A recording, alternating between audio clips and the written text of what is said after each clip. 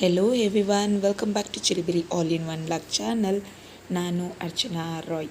Friends, ಈ ದಿನದ ವಿಡಿಯೋದಲ್ಲಿ ಮಟನ್ ಚಾಪ್ಸನ್ನು ಹೇಗೆ ಮಾಡೋದು ಅನ್ನೋದನ್ನು ಇಲ್ಲಿ ತೋರಿಸ್ತಾ ಇದ್ದೀನಿ. ಫಸ್ಟು ಸ್ಟವ್ ಎಲ್ಲ ಆನ್ ಮಾಡ್ಕೊಂಡಾದಮೇಲೆ ಒಂದು ಕುಕ್ಕರನ್ನು ಇಟ್ಟು ಕುಕ್ಕರು ಕಾದ ನಂತರ ಅದಕ್ಕೆ ಸ್ವಲ್ಪ ಎಣ್ಣೆಯನ್ನು ಹಾಕೋಬೇಕಾಗತ್ತೆ.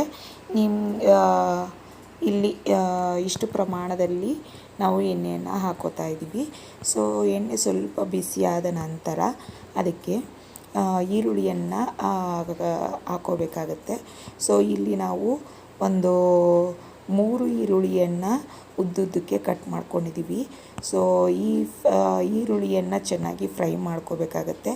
ಹಸಿ ವಾಸನೆ ಎಲ್ಲ ಹೋಗೋವರೆಗೆ ಚೆನ್ನಾಗಿ ಫ್ರೈ ಮಾಡ್ಕೋಬೇಕು. ಇಲ್ಲಿ ಚೆನ್ನಾಗಿ ಫ್ರೈ ಆದಮೇಲೆ ಅದಕ್ಕೆ ತೊಳೆದಿಟ್ಟಂತಹ ಮಟನನ್ನು ಹಾಕ್ಕೋಬೇಕಾಗತ್ತೆ.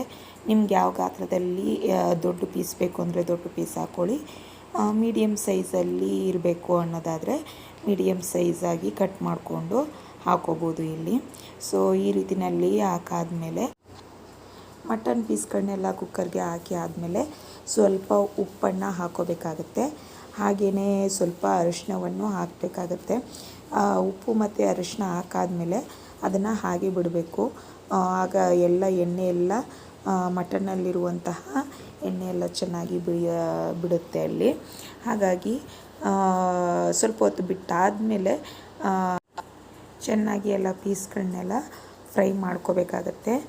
ಆಯಿಲಲ್ಲೇ ಚೆನ್ನಾಗಿ ಅದು ಬೇಯಬೇಕು. ಸೊ ಎಣ್ಣೆ ನೀರೆಲ್ಲ ಹಾಕೋದಕ್ಕೆ ಹೋಗಬೇಡಿ. ಸ್ವಲ್ಪ ಅದರಲ್ಲಿರುವಂತಹ ಎಣ್ಣೆ ಅಂಶ ಎಲ್ಲ ಚೆನ್ನಾಗಿ ಕುಕ್ಕರಲ್ಲಿ ಬಿಡುತ್ತೆ. ಅಲ್ಲಿವರೆಗೆ ಸ್ವಲ್ಪ ಬೇಯೋದಕ್ಕೆ ಅಂತ ಬಿಡಬೇಕು. ಅದಾದಮೇಲೆ ಮಸಾಲೆಗೆ ರೆಡಿ ಮಾಡ್ಕೋಬೇಕಾಗತ್ತೆ. ಸೊ ಇಲ್ಲಿ ಜಾರಿಗೆ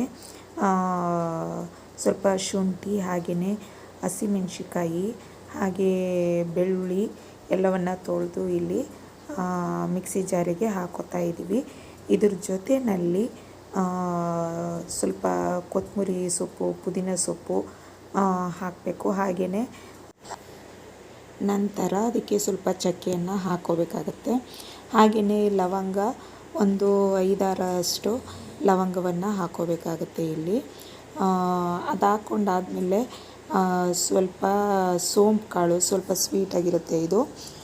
ಊಟ ಆದಮೇಲೆಲ್ಲ ತಿಂತಾರಲ್ಲ, ಸೋಂಪು ಕಾಳನ್ನು ಇಲ್ಲಿ ಹಾಕೋತಾ ಇದ್ದೀವಿ. ಹಾಗೆಯೇ ಇಲ್ಲಿ ಸ್ವಲ್ಪ ಜೀರಿಗೆ ಸಹ ಹಾಕೋಬೇಕಾಗತ್ತೆ. ಜೀರಿಗೆ ಎಲ್ಲ ಹಾಕ್ಕೊಂಡಾದಮೇಲೆ ಸ್ವಲ್ಪ ಗೋಡಂಬಿಯನ್ನು ಹಾಕೋಬೇಕು. ಈ ರೀತಿ ಗೋಡಂಬಿಯನ್ನು ಹಾಕೋದ್ರಿಂದ ಗ್ರೇವಿ ಸ್ವಲ್ಪ ಗಟ್ಟಿ ಬರುತ್ತೆ. ಹಾಗಾಗಿ ಆಡಿಸ್ಕೋಬೇಕಾದ್ರೆ ಗೋಡಂಬಿನೂ ಸಹ ಹಾಕ್ಕೊಂಡ್ರೆ ತುಂಬಾ ಟೇಸ್ಟು ಚೆನ್ನಾಗಿರುತ್ತೆ. ಹಾಗೆಯೇ ಗ್ರೇವಿ ಗಟ್ಟಿಯಾಗೂ ಇರುತ್ತೆ.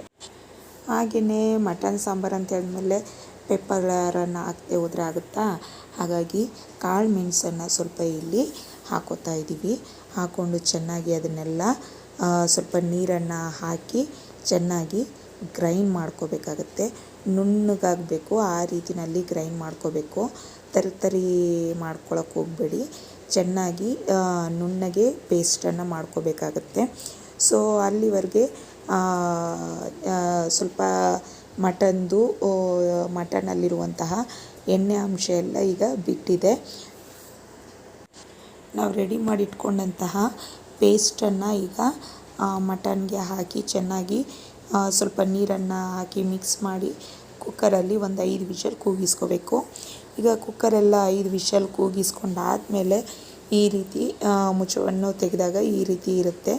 ಸೊ ಚೆನ್ನಾಗಿ ಇದನ್ನು ಕುದಿಸ್ಕೋಬೇಕು. ಹಾಗೆಯೇ ಮುಚ್ಚಳ ಎಲ್ಲ ತೆಗೆದಾದ್ಮೇಲೆ ಚೆನ್ನಾಗಿ ಬೇಯಿಸ್ಕೋಬೇಕಾಗತ್ತೆ. ಇನ್ನೊಂದು ಸ್ವಲ್ಪ ನೀರು ಬೇಕು ಅನ್ನೋದಾದರೆ ನೀರು ಹಾಕ್ಕೊಳ್ಳಿ. ಹಾಗೆಯೇ ಉಪ್ಪು ಖಾರ ಏನಾದರೂ ಎಕ್ಸ್ಟ್ರಾ ಬೇಕು ಅನ್ನೋದಾದರೆ ಈ ಟೈಮಲ್ಲಿ ಮತ್ತೆ ಹಾಕ್ಕೋಬೋದು.